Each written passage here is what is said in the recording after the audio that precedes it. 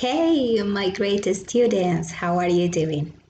In this video, I'm gonna teach you the way to log in into your Storyjumper account.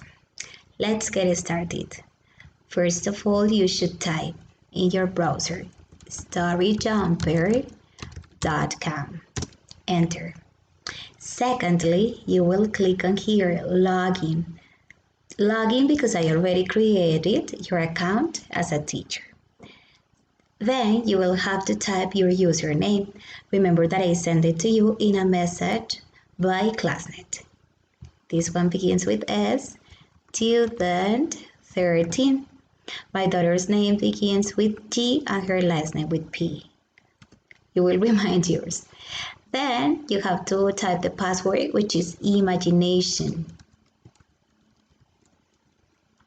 After that, login. And here you have to create a new password. Please try to consider that it has to be easier for you to remember, okay?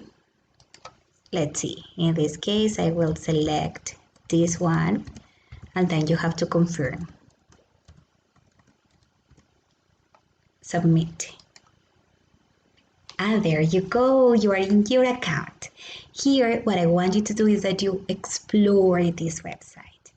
You can go, well, first of all, you will see here that I have already created this book for all of us. This is the project that we are going to create. Great, group book. But you can also go and try to create your own book, so you explore the tools, the colors, the techniques, and everything. Okay, you can also go to the library and read different types of books according to your opinion. And finally, you will get more ideas on how to do it. Okay, class, this is it. I'll see you next class. I love you so much. Bye.